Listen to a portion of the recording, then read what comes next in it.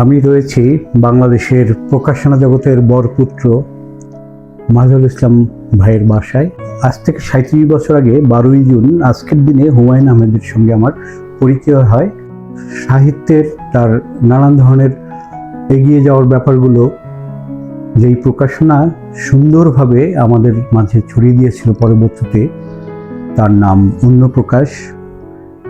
এমনকি অন্যপ্রকাশের যেই lifestyle magazine সাহিত্য সংস্কৃতি বিষয়ক, সেটিতেও হুমায়ুন আহমেদের উপরে যে ধরনের প্রতিবেদন তারা চেপেছেন, এর চেয়ে বড় করে লেখালেখি আমরা হুমায়ুন আহমেদের উপর আর কোনো জায়গায় পাইনি। তো আজকে আমি এসেছি আমার সঙ্গে হুমায়ুন স্যারের পরিচয়ের ৩৭তম বার্ষিকীর দিন মাজহারুল ইসলাম ভাইয়ের কাছে। মাজহারুল ভাই, আপনি তো একসময় হুমায়ুন স্যারের এত কাছে ছিলেন, মানে এখনও আছেন। হুমায়ুন স্যার আপনার প্রতিবেশীও, আমি পাশে ফ্ল্যাটটি জানি হুমায়ুন আহমেদ স্যারের।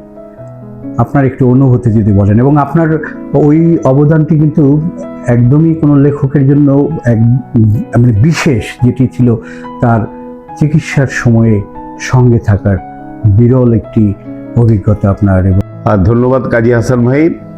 আপনি যে কথাটা বলছিলেন যে হুমায়ুন আহমেদের বইকে নান্দনিকভাবে উপস্থাপন, হ্যাঁ, এটা সত্যি কথা। ৮০ দশক থেকে শুরু থেকে তার প্রথম বই প্রকাশিত হয়। তারপরে আমরা যুক্ত হয়ে আসলে অনেক পরে, ১৯৯৯ সালে। তো আমরা যুক্ত হওয়ার পরে যেটা দেখলাম যে বাংলাদেশের প্রকাশনা যে জায়গায় আছে, প্রকাশনার গুণগত মান এবং বিশেষ করে প্রোডাকশনের যে জায়গাটা, সেটাতে কাজ করার একটা বড় ধরনের সুযোগ আছে। আমরা প্রথমেই যেটা করলাম যে বইয়ের গুণগত মানটাকে কিভাবে পরিবর্তন করা যায়, কারণ একটা বই যত সুন্দর প্রোডাকশন হয়ে পাঠকের সামনে আসবে, সেটা পাঠকের সেই বইটা পড়ার প্রতি আগ্রহ তৈরি হবে। হুমায়ুন আহমেদ তো তার জায়গায় আছেন। হুমায়ুন আহমেদের তার লেখার মাধ্যমে তিনি পাঠকদেরকে সম্মোহিত করে রেখেছেন ৫০ বছর ধরে। আমাদের এই নান্দনিক উপস্থাপনাটা হুমায়ুন আহমেদকে খুব আকর্ষণ করেছিল আর কি। ওই সময় প্রথম বই যে প্রকাশ করেছিলাম সেটি ছিল রূপার পালঙ্ক, এবং এই বইটা প্রথম বছরেই ২১-এর বইমেলায় প্রকাশিত হয়। বইমেলা এবং সারা বাংলাদেশ মিলায় প্রায় ৫৫,০০০ কপি বই আমরা বিক্রি করি, যেটা হুমায়ুন আহমেদের আগের সমস্ত বইয়ের বিক্রির রেকর্ড ভেঙে যায়। এবং সেটার পিছনে আরেকটা কারণ ছিল যে আমাদের বিপণন পদ্ধতি, আমরা যে আধুনিক বিপণন পদ্ধতিটা ব্যবহার করেছিলাম, যেইভাবে আগে তার কোনো বইয়ের বিপণন করা হয় না, মার্কেটিং করা হয় না, বাজারজাত করা হয়নি, এটাও কিন্তু ওনাকে তীব্রভাবে আকর্ষণ করেছিল। এবং তারপর থেকেই আমাদের এই একসাথে পথ চলা শুরু হয়। হুমায়ুন আহমেদ অত্যন্ত বুদ্ধিমান একজন মানুষ ছিলেন। তিনি বুঝতেন যে কিভাবে তার বই বেশি পরিমাণে পাঠকের কাছে যাবে, এই বিষয়টাকে উনি অনেক বেশি গুরুত্ব দিতেন। আর আমাদের যেটা হয় যে খুব অল্প সময়ের মধ্যে একটা ব্যক্তিগত সম্পর্কটা অনেক গভীর হয়ে যায়, যেটা লেখক প্রকাশক সম্পর্কের বাইরে চলে যায়। উনি আমাকে বই উৎসর্গ করেন, বইটির নাম হচ্ছে কুহুরানি, এবং সেখানে তিনি আমাকে পুত্র সম মাঝহার বলে উল্লেখ করেন, এবং বিভিন্ন জায়গায় উনি আমাকে এইভাবে উপস্থাপন করতেন যে মাঝহার আমার পুত্র সম। আমাদের সম্পর্কটা ঠিক ওই পর্যায়েই চলে গিয়েছিল, কিন্তু প্রফেশনাল জায়গাটা আমরা সবসময় ঠিক রাখতাম। প্রফেশনাল জায়গায় আমরা কখনোই মানে ব্যক্তিগত সম্পর্ক যেন প্রভাবিত না করতে পারে, সেই বিষয়টা আমরা সবসময় লক্ষ্য রেখেছি। দেশে বিদেশে বহু জায়গায় একসাথে ঘুরেছি। ২০১১ সালে আসলো সেই ক্রান্তি কাল, মানে যেটা আমাদের সবার জন্যই ছিল অত্যন্ত বেদনার। উনি সিঙ্গাপুরে গিয়ে চেক আপ করতে গিয়ে ধরা পড়লো ওনার এই কর্কট রোগ। পরে উনি চলে গেলেন নিউ ইয়র্কে। শিশু ২ পুত্র সহ ওনার স্ত্রীর সঙ্গে যাবেন। উনি আমাকে বললেন, মাজহার তুমি আমার সাথে যেতে পারবে কিনা। আমি তো চোখ বন্ধ করে রাজি হয়ে গেলাম। এটার মতো একজন মহৎ মানুষের, একজন কিংবদন্তি লেখক, হ্যাঁ, তার চিকিৎসার সময় তার পাশে গিয়ে আমি দাঁড়াতে পারবো, এটা আমার জন্য অনেক বড় সৌভাগ্যের বিষয়। এবং আমি চলে গেলাম, এবং উনি ১১ মাস নিউ ইয়র্কে চিকিৎসা নিয়েছেন। তার মধ্যে প্রায় ৯ মাস আমি তার সঙ্গে ছিলাম চিকিৎসার সময়। এটা কোনো লেখক প্রকাশক সম্পর্কের কারণে না, এটা হচ্ছে ব্যক্তিগত ভালোবাসা। এবং যে ভালোবাসা ওনার কাছ থেকে আমি বিগত সময়ে পেয়েছি, সেইটা কখনোই ফেরত দেওয়া সম্ভব না। আমি চেষ্টা করেছি ওনার এই সংকট সময়ে তার পাশে থাকার জন্য। এই ক্রান্তিকালে ওনার পাশে থেকে আমি যে মানে সামান্যতম যে সহযোগিতাটুকু করার চেষ্টা করেছি, সেটা আমার জন্য অনেক বড় একটি সৌভাগ্যের বিষয়। এই ছবিটা কিন্তু হুমায়ুন আহমেদের আঁকা, প্রথম আঁকা ছবি। এটা আমি ওনার কাছে কিনেছিলাম, আর ওইটাও হুমায়ুন আহমেদের আঁকা। ওইটা হলো শেষ ছবি, আমাকে গিফট দিয়েছিল। অসাধারণ আঁকিয়েছিলেন আমাদের হুমায়ুন স্যার। ভাবাই যায় না যে এত উৎকৃষ্ট পেইন্টার তিনি। এই যে আমার পেছনে যে ছবিটা, এই ছবিটা মানে হুমায়ুন আহমেদ শখ করে মাঝে মাঝে ছবি আঁকতেন। একদিন এই ছবিটা কমপ্লিট করার পর উনি আমাকে বলেন ছবিটা বাধায় নিয়ে আসো।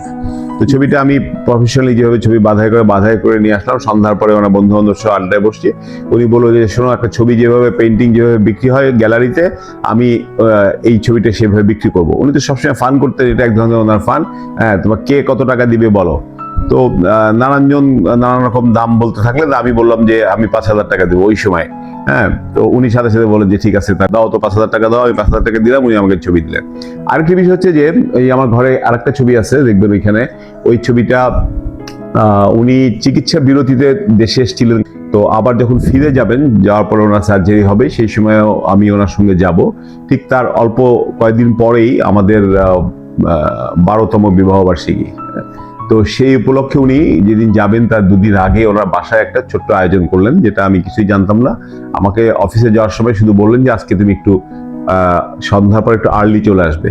তো আমি সন্ধ্যার পর এসে দেখি ওনার ঘর ভর্তি মানুষ, নানান শিল্পী, সাহিত্যিক, তারপরে অভিনেতা, ওনার প্রিয় সব মানুষদেরকে উনি একত্রিত করেছেন। আমাকে বললেন তুমি তাড়াতাড়ি স্বর্ণাকে নিয়ে আসো। আমি স্বর্ণাকে নিয়ে গেলাম, দেখি একটা এলাহি কাণ্ড কারখানা। উনি এই ছবিটা উনি সকালবেলা আমি ওনাকে দেখেছি আঁকতে, এবং এটাই কি সম্ভবত ওনার আঁকা শেষ ছবি। এর মধ্যে কখন উনি ওনার লোক দিয়ে এটা বাধাই করে আনছেন আমি জানিও না। এই ছবিটা উনি আমাকে উপহার দিলেন। আমার এই পেছনের ছবিটা ওনার প্রথম আঁকা ছবি। আমাদের বিয়েতে উনি একটা ছবি উপহার দিয়েছিলেন। হ্যাঁ, এটা ওনার আঁকা না, বিন্দু বাজার থেকে কেনা। আর এই জীবনের শেষ 12তম বিবাহবার্ষিকীতে ওনার আঁকা এই ছবিটা উনি আমাদেরকে উপহার হিসেবে দেন।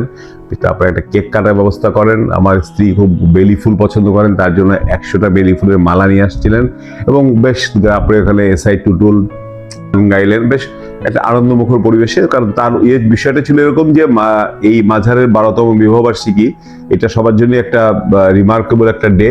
এই সময় মাঝার তার স্ত্রীর সঙ্গে থাকবে না, সে আমার সঙ্গে থাকবে নিউ ইয়র্কে। সেই জন্যই আমি আজকে এই অ্যাডভান্স আমি মাঝারের এই বিবাহবার্ষিকী সেলিব্রেশনটা করলাম। এটাই ছিল ওনার মূল ইয়ে।